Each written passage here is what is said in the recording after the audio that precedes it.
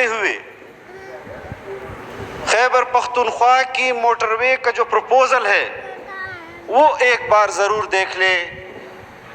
اگر آپ BRT کے منصوبے پر شرم کے مارے ڈوب نہ مر جائے تو پھر یہ بات غلط ہوگی کہ میں آپ سے بات غلط کر رہا ہوں۔ موٹر وے شروع ہوگی پشاور سے،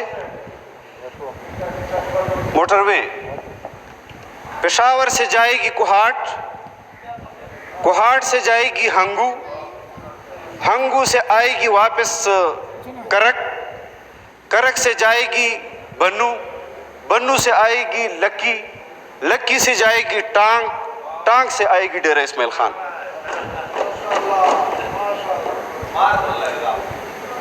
یہ کس طرح کا منصوبہ ہے؟ یہ کس طرح کے آپ کے مشیر اور ایڈوائزر ہیں؟ میرے خیال میں میٹرو پر اور اپنے صوبے میں کارکردگی پر جو 2/3 اکثریت کی بات آپ نے کی تو میں حیران ہوں کہ لاہور میں چلتی ہوئی میٹرو کو پنجاب کی عوام نے نوٹس نہیں کیا اور مسلم لیگ کو ووٹ نہیں دیا اور آپ کے کھنڈرات سے متاثر ہو کر آپ کو 2/3 اکثریت دی۔ پشاور سے ڈیرہ اسماعیل خان روڈ کے لیے مسلم لیگ کے دور میں پیسے مختص ہوئے، آپ نے اس کو روکنے کی کوشش کی۔ موٹر وے پر سی پیک کے منصوبے پر آپ نے اجلاس بلایا اور اس میں سر فہرست آپ نے مطالبہ کیا کہ ڈیرہ اسماعیل خان جو سی پیک میں موٹر وے جا رہی ہے اس کو بند کر دے۔ اور میرا یقین ہے کہ اگر آپ کو یہ نہ بتایا جاتا کہ اس پر 70% کام مکمل ہے تو آپ اس کو ضد اور نفرت میں ختم کر بھی دیتے۔ یہ آپ کی پالیسیاں ہیں۔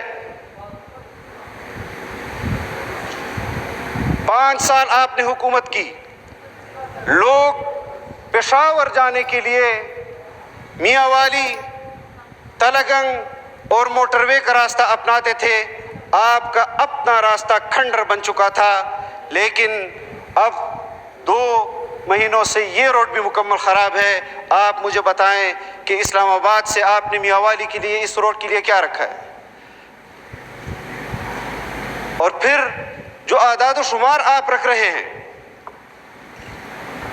ایک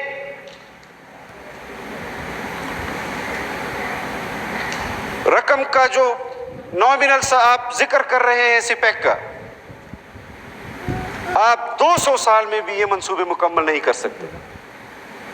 یقیناً آپ نے رکھے ہوں گے بجٹ میں اور آپ ہمیں ہاتھ میں یہاں لہرا بھی دیتے ہیں کہ ہم نے یہ منصوبہ بھی رکھا ہے، ہم نے ڈیم بھی رکھا ہے، ہم نے موٹر وے بھی رکھا ہے، ہم نے فلاں چیز رکھی ہے اور فلاں چیز رکھی ہے۔ لیکن اس کے لیے آپ نے جو رقم مختص کی ہے، کیا اس رقم سے منصوبے شروع کیے جاتے ہیں؟ تعلیم کا بجٹ آپ کاٹ رہے ہیں، صحت کا بجٹ آپ کاٹ رہے ہیں، تو میں سمجھتا ہوں کہ ہم جس طرح رانا ثناء اللہ صاحب نے فرمایا کہ IMF کے پاس جانے کی بات انہوں نے کی تھی، اس لیے شاید وہ اپنی شرط پوری نہیں کر رہے کیونکہ IMF ہی کو لے آئے ہیں وہ پاکستان۔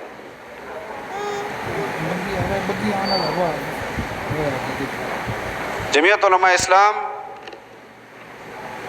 اس وقت جو بجٹ تقریر کی گئی ہے اور جو اعداد و شمار ہمارے سامنے ہیں، اس حوالے سے ہم سمجھتے ہیں کہ اثر نو غور کیا جائے اور اس صورتحال میں قوم کے لیے یہ بجٹ نہیں ہو سکتا۔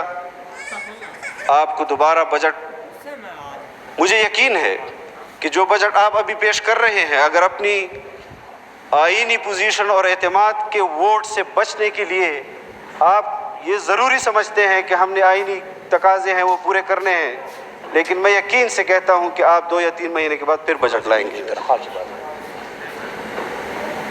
ملازمین کے तनख्वाहों में इजाफा नहीं किया गया। हर हुकूमत कर रही है। आपने स्टील मिल के मुलाजमीन के साथ वादे किए, लेकिन आज खुद उनको बेरोजगार कर रहे हैं। आपने, मैं और किस चीज़ की बात करूं, ये सामने एम्बेसी रोड है और इसका 2 रोया इफ्तिताह किया था शायद खाकान की हुकूमत में। वो रोड पता नहीं 5 किलोमीटर होगा या 4 किलोमीटर होगा, 2017 से बन रहा है और अभी तक बन रहा है।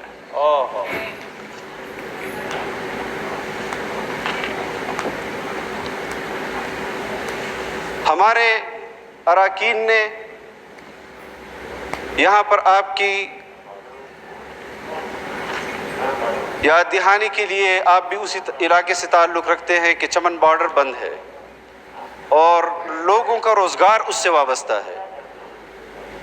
तो इस हवाले से अगर तफ्तान बॉर्डर खुला है तो हम बॉर्डर खुला है और दीगर हमारे बॉर्डर्स खुले हैं, तो इसको भी फिलफौर हुकूमत ऐलान करे और उसको खोलने की बात करे। यहाँ मेंबर थे, मुझे अब नाम याद नहीं उनका, उन्होंने स्पीकर साहब से कहा कि मेरे हलके का फंड जो मुझे दिया गया था वो मुझे आप हिदायत जारी करें कि वो मुझे मिल जाए। फजल मोहम्मद खान। तो ख्वाजा आसिफ साहब से लेकर मौलाना असमतुल्लाह साहब तक मैं आप तमाम मेंबरान से जानना चाहता हूँ कि क्या आपको भी कोई फंड मिला है?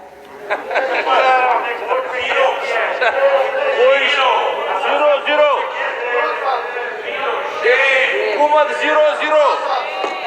नारेबाजी नहीं करें, गौर से सुने जी, बिल्कुल नारेबाजी ना करें जी।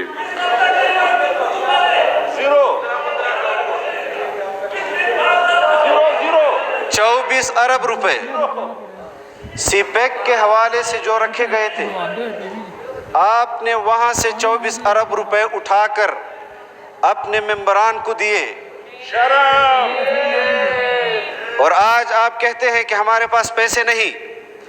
आपके ऊपर जब कोरोना का बहरान आया, लोग घरों में महसूर थे, उन्होंने घरों में फाके जब शुरू हुए, आपने उनके लिए ऐलान किया कि 150 अरब रुपए हम आपको देंगे, 12,000 रुपए फी फैमिली, और 3 महीने में, और वो भी 3 महीने के नहीं दिए गए थे। उसके साथ मेरे ख्याल में कोई 1-2 हज़ार रुपए मिलाकर आपने वो पैसे दिए। आप एहसान करते हैं कि आप अवाम के गम में मरे जा रहे हैं। आपने सदारती ऑर्डिनेंस के ज़रिए कुछ कारोबारी हजरात के 300 अरब रुपए माफ़ नहीं किए थे।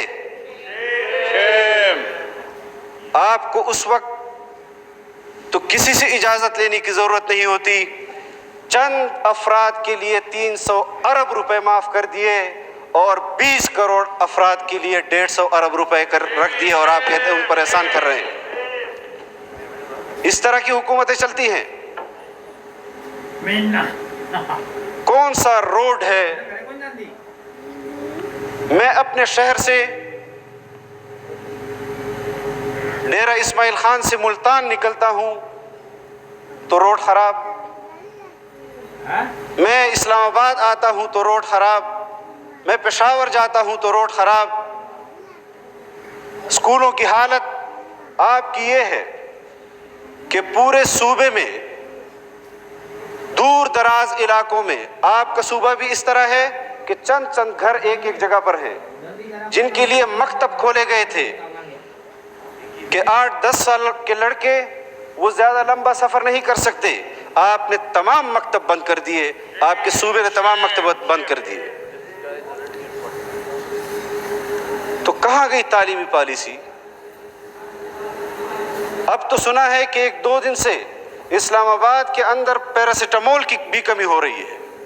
اسلام آباد کے اندر نہیں، آپ کے اپنی اسمبلی کے اس ڈسپینسری میں بھی نہیں مل رہے، ادویات نہیں مل رہے آپ کے.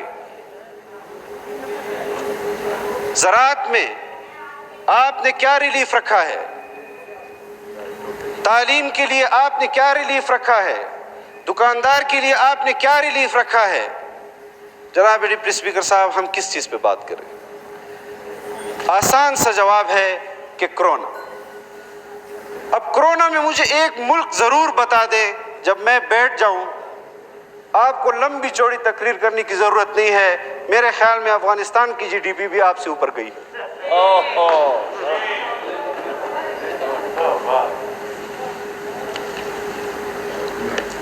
میں اپوزیشن لیڈر صاحب کی صحت کے لیے، شیخ رشید صاحب کی صحت کے لیے، شاہد خاقان عباسی صاحب کی صحت کے لیے، اور ایاز صادق صاحب کی، جو بھی ممبران یہاں پر جس مرض میں بھی مبتلا ہیں، پورے ملک میں جو لوگ امراض میں مبتلا ہیں، وہ ان کے لیے دعا گو ہوں. اس میں جو ایک ضروری بات ہے، 1 منٹ میں ختم کروں گا، کہ میں جس ڈسٹرکٹ سے یہاں ممبر بن کر آیا ہوں، اس ڈسٹرکٹ میں ایک ہاسپٹل ہے، ایک،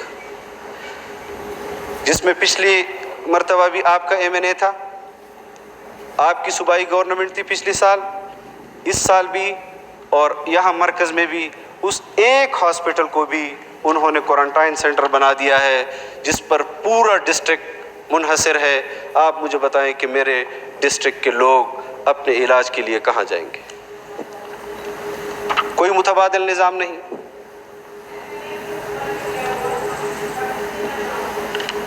MMA کی حکومت میں آپ کو بتاؤں گا، اگر آپ آپس میں بات چیت نہ کریں.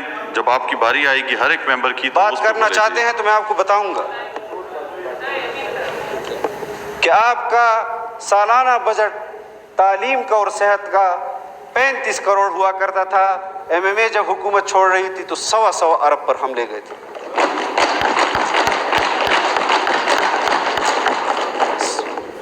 سن 47 سے MMA کی گورنمنٹ تک 80 کالجز بنے تھے. ہم نے 5 سال میں 87 کالج بنائے.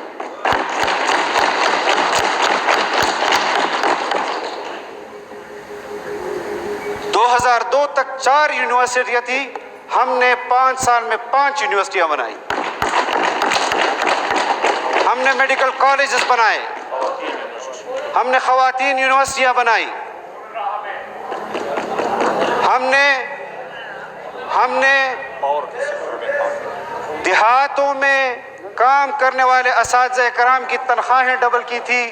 ہم نے FAFC تک تمام کتابیں مفت دی تھی. ہم نے تعلیم مفت کی تھی. جنوبی اضلاع میں گیس جمعیت علماء اسلام نے دیا. آپ مجھے بتائیں کہ ہم جہاں تک گیس لے گئے ہیں، آپ نے اس سے 1 فٹ بھی آگے بڑھایا ہے؟